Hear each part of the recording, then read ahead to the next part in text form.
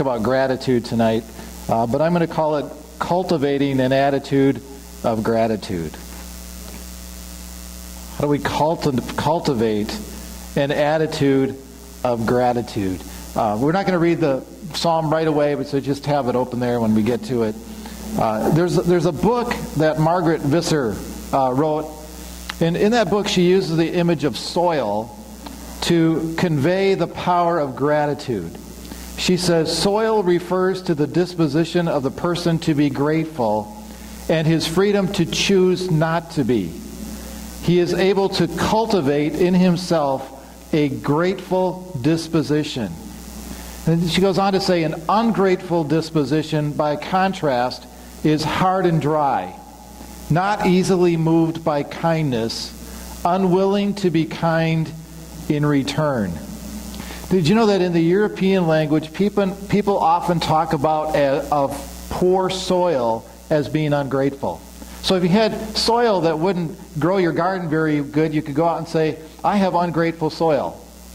It just meant that it could not be cultivated. You couldn't grow things in that particular soil, in that kind of condition. Anybody you heard of Denzel Washington? It's interesting, we were talking about him before Sunday school this morning, and I knew I had this in my notes tonight. His father was a Pentecostal preacher. Did you know that?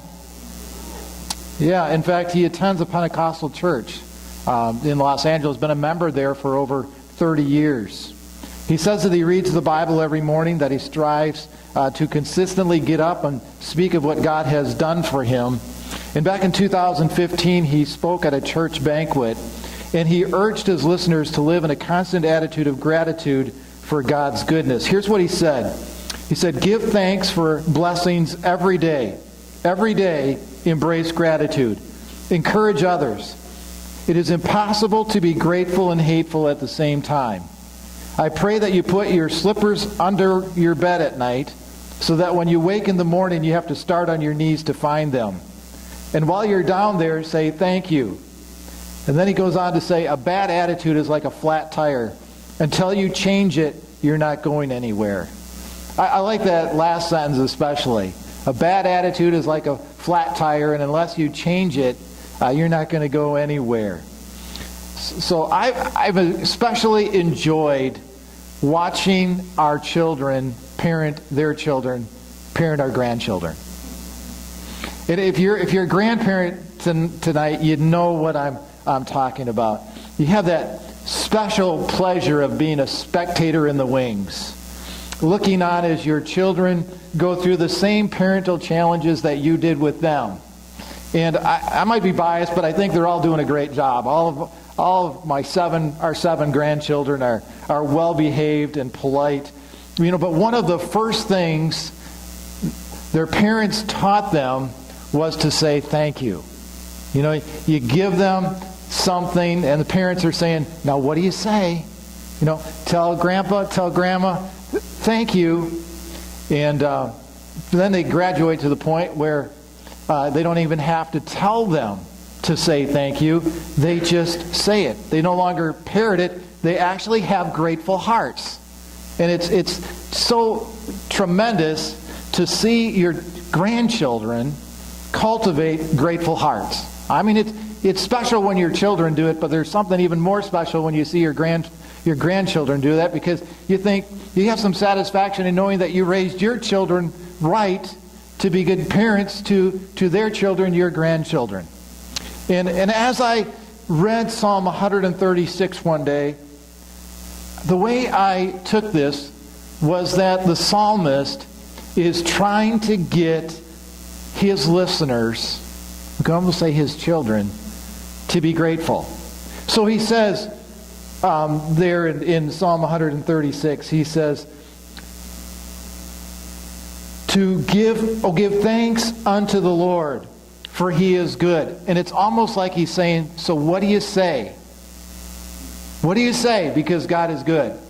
Oh, for his mercy endures forever. And he lists several of the ways that God has blessed us. He created the universe for us to enjoy. He gave us the blessing of day and night, a time to to work and a time to rest. Aren't you glad that God made night? Aren't you glad there's a time of rest? I am. He delivered Israel from bondage, destroyed their enemies, and led them to the promised land. He provides our need for food and so on. So the way this psalm is structured, it seems like that timeless parental question is implied. Now what do you say? God has done this for you. Now what do you say? And so this psalm is really a response. And I want to read it that way tonight. I want to read the part that Josh read this morning, the main part of the verse, and then I want you to read the second part of that verse, for his mercy endures forever. Okay? So we're going to responsive reading tonight. You ready? You there? Psalm 136. Oh, give thanks unto the Lord, for he is good. Oh, give thanks unto the God of gods. Oh, give thanks to the Lord of lords. To him who alone doeth great wonders. To him that by wisdom made the heavens. To him that stretched out the earth above the waters. To him that made great lights. The sun to rule by day. The moon and stars to rule by night. To him that smote Egypt in their firstborn, and brought out Israel from among them, with a strong hand and with a stretched out arm. To him which divided the Red Sea into parts, and made Israel to pass through the midst of it, but overthrew Pharaoh and his host in the Red Sea. To him which led his people through the wilderness. To him which smote great kings, and slew famous kings. Sihon, king of the Amorites, and Og, the king of Bashan. Oh, give thanks. Oh, and gave their land for an heritage, even an heritage unto Israel his servant, who remembered us in our low estate, and hath redeemed us from our enemies, who giveth food to all flesh. O give thanks unto the God of heaven. All right, I would like to give you 4 exercises tonight to cultivate a grateful heart. The first one is this: we need to learn to appreciate imperfect gifts. We need to learn to appreciate imperfect gifts. Let me ask you, have you ever received an imperfect gift? Every hand should be up, because we all have. Imperfection is everywhere. I mean, if you're married and your spouse is sitting next to you tonight, that's an imperfect gift. Go ahead, look at that. Look at that gift right there.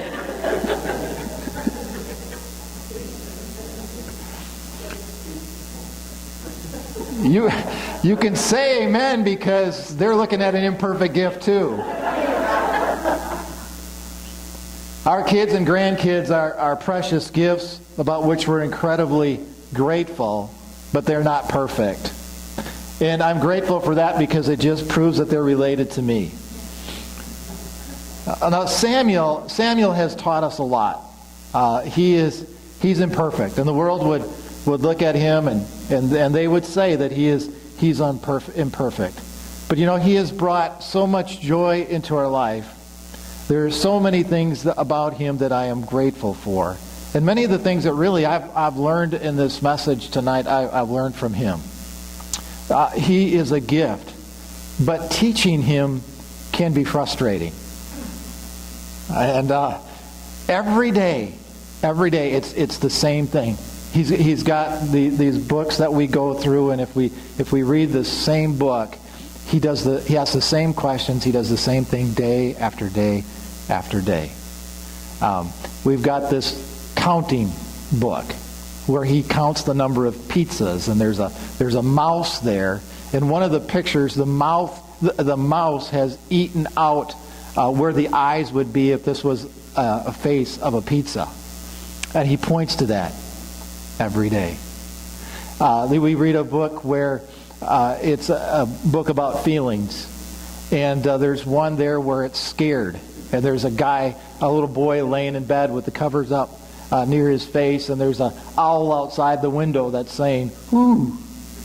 And every day, Samuel points to that guy in the bed and he says, "Sam." And I said, "Oh, Sam gets scared." And every day it's the same. In that same book, there's one feeling that's called embarrassing. And my wife never knows what's going to come out of my mouth, I guess. So there's one that's embarrassing, and a little girl shows her panties, and Sam looks away. And we say, "Good job, Sam." Every day, it's the same. It's the same thing. So it can be frustrating. Debbie's dealt with it way more than I have, and she was blessed to be there when he started to read his first words. But she got so excited and started clapping, and then she cried. She cried because all this hard work is finally paying off. And you know what Sam did? He quit reading. Because he thought, "I'm not going to read if it makes Mom cry."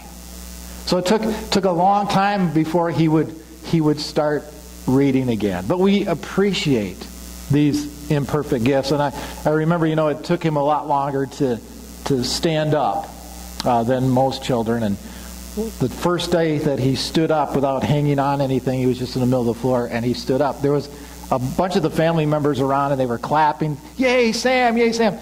He plucked down and he cried. But he's an imperfect gift. But he is a gift that I have come to appreciate, because he is slower at doing things, but makes us more grateful when he finally accomplishes them. More grateful because of all of the hard work that goes into it. Learn to appreciate imperfect gifts. Your body is a gift. Let's see a show of hands on this one. How many of you have a perfect body? You're learning. How many work at the perfect job, eat the perfect food, have perfect friends, have a perfect pastor? See, none of us are perfect. There's imperfection all around. We live in a fallen world surrounded by imperfection, but we need to learn to be grateful for imperfect things. This is a foundational part of learning to cultivate a grateful heart. If we are not grateful for imperfect things, if things have to be perfect before we are grateful or thankful for them, we're not going to be thankful for very many things. So we need to learn to cultivate a grateful heart. No matter how imperfect your life is, I can guarantee you that there are others who have even less perfect lives. A single mom wrote this. She said, "I have learned to thank God for what we humans think of as the basics. I thank Him for my sight to see the beautiful paintings He creates every morning when I take my son to school. I thank Him for allowing me to have 2 hands and 2 feet. I thank Him for these things because I know that there are people without the basic gifts which are taken for granted. I thank Him for the roof He has put over my head and for a son who rarely gets sick.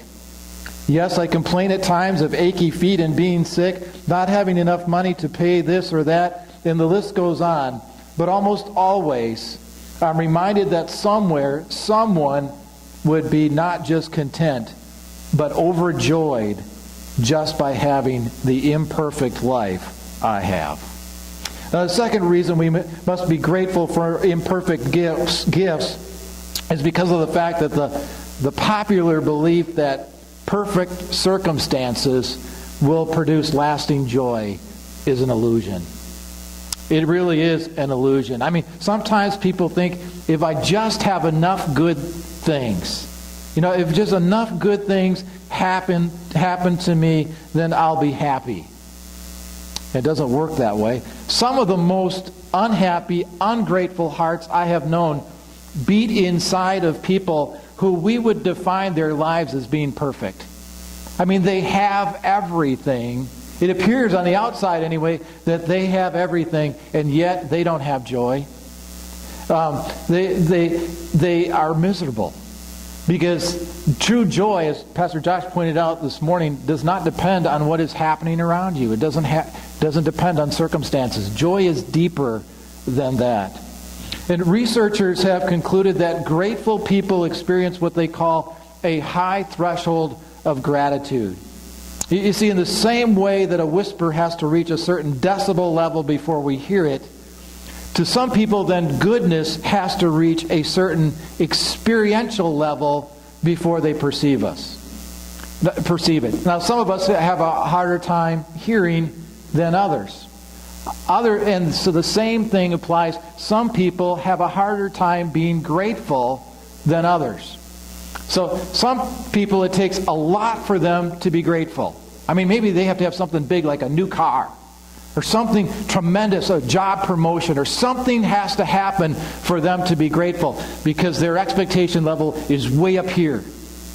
And there are others who have learned to cultivate gratefulness with any small thing that comes in their life, with any blessing. Again, this is something I've learned from Sam. Just this year, we went to the dollar store, bought him a $1 Christmas tree. You can get $1 bulbs to hang on this $1 Christmas tree. You can get a little string of lights for $1 and put on the tree. And that's what we did. You would not believe how thankful he was. He'd go from Debbie to myself. Thank you, Mom. Thank you, Dad. And there's nothing like hearing him say, thank you, Dad. It brings great joy to me. So I wonder tonight, where is your gratefulness level? Is it high? The things have to be really tremendous that happen to you before you're grateful? Or are you grateful over the smaller things, the little blessings in life? And that's important because it's hard to cultivate a level of gratefulness when it takes so much to feel thankful. Here's a second exercise that helps you develop grateful hearts. Learn to appreciate times of anxiety and frustration. Learn to appreciate times of anxiety and frustration. Now, this might seem a bit counterintuitive, but there's a link between anxiety and gratitude. Let me show you a couple illustrations. First, let's say that one day you discover a lump somewhere on your body. And you are filled with anxiety. You go in for tests. You have to meet with the doctor, and the doctor says, I want to assure you that everything is okay. It was just a benign growth. You are filled with gratitude for that news. Hey, everything is all right. But you wouldn't have experienced that gratitude if you didn't have the anxiety first. Now, nothing has really changed, except now you look at life as a wonderful gift. And you are filled with gratitude for the gift of life and what you have. Honestly, I've been up and down in my emotions for over a year and a half with my health. I'm just being honest with you tonight. It started a year ago in April, where I just hadn't felt well, and I knew something was wrong, and I really didn't know what. And I had a lot of tests, and I remember being anxious before those tests, and after the tests, waiting for the news. And then the news comes, everything is fine, we can't find anything. How grateful I feel. And then with getting the prostate cancer and the anxiety over that, and then just a couple of weeks ago, going back in for more testing my PSA, and when the doctor walked in and said, put me at peace right away. He said, I want you to know that your PSA is 0. He said, how do you feel? Relieved. You have any questions? I feel relieved. I feel so thankful. I feel so grateful. But I wouldn't have felt that gratitude had not I had the anxiety before that. So I'm not saying we should look forward to these things, but what I am saying is we should use these things for springboards to gratefulness. Another illustration about Sam, and some of you actually got in on this. One day, Sam was missing. And you know we've had that experience here at church from time to time. Where's Sam? Where did he go? And when he was younger, he used to wander off, and so much so that we got a little thing to tell us where he was, a little tracking device, went a short distance. He hadn't wore that. He hadn't taken off for a while. One day, he was missing. We looked all over the house. We couldn't find him. Debbie called. Did you call the per chain? And I know some of you were on your way actually to help us look, and I got in the car and I was driving around town, and actually I had the thought, what if he's in the Suburban? What if he's in the truck? And I went over and I tried to open the door, and the door was locked, and I left thinking, well, he's not in there because the door's locked. And we continued to look around town, and we went to the neighbors on either side of us asking if they had seen Sam, and they said, no, but we'll help you look. So they were looking, and one of the neighbors happened to look in the Suburban and saw Sam in there. He had somehow gotten the keys, went into the Suburban, and locked the doors himself. And I remember the anxiety that I was experiencing. I was praying, calling in every favor from God I could possibly think of. And when he was found, the joy. You know, it's one of those times where you want to strangle them and hug them at the same time.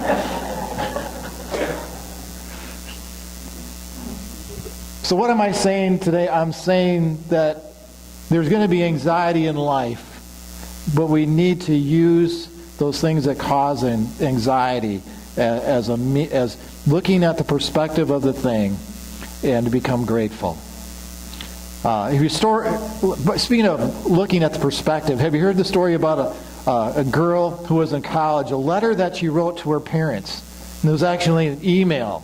It said, "Dear Mom and Dad, I have so much to tell you. First, because of the fire in my dorm that was started by the student riots, I experienced temporary lung damage and had to go to the hospital. While I was there, I fell in love with an orderly. We had moved in together. I dropped out of school when I found out that I was pregnant. Then he got fired because of his drinking, and so we're going to move to Alaska, where we might get married after the birth of the baby. It was signed, your loving daughter." But there was a P.S. that said, "None of that really happened. I did flunk my chemistry class, though, and wanted to help you to keep it in perspective." Smart kid. If she had applied her smarts to studying chemistry, she probably wouldn't have had to write that letter to her mom and dad. Learn to appreciate the anxious times of life. The perspective those times bring can become opportunities to being truly grateful. Here's a third exercise for developing a grateful heart. It's found in learning to express gratitude openly and often. Somehow we tend to open ourselves up to gratitude when we express it, even if we don't feel it. But if we begin to express it, we begin to experience. There's just something, that way God has made us about that. I don't understand why, but it does work. Don't get me wrong, the feeling part of gratitude is important, but don't wait to feel thankful before giving thanks. Because usually the thinking and the doing lead to the emotions, the feelings. C.S. Lewis once said that it's a thin line between pretending to feel something and beginning to feel it. And many times we cross that line when we just simply express our thanks. When we tell somebody that we are thankful for them, or we tell somebody thank you, we're grateful. Perhaps that's why they call the holiday that we have coming up this week Thanksgiving, not thanks feeling. We're to give thanks whether we feel like it or not. So I want to try this principle out for a few minutes on a scale of 1 to 10. On a scale of 1 to 10, think, how grateful are you this moment, right now, at this time?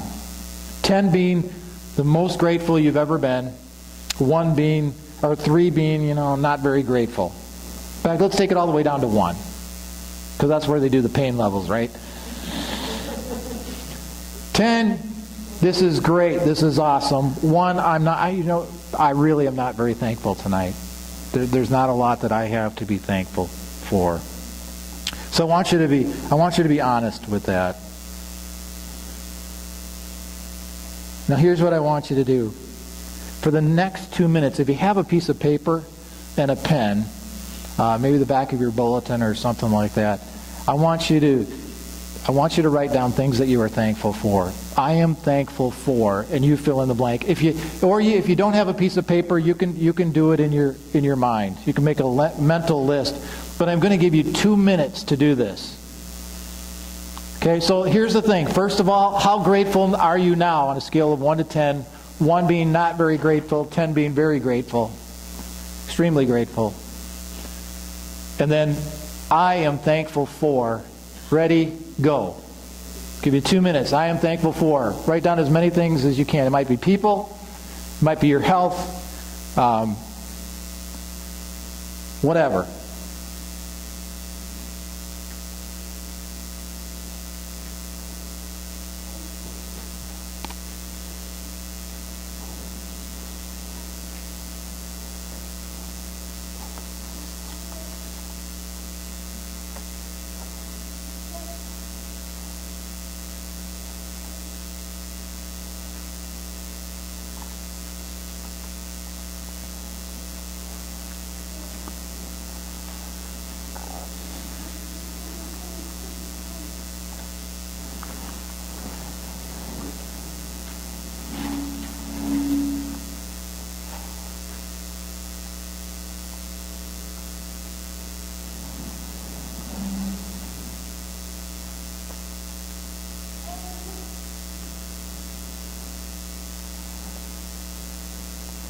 Okay, you got about another minute.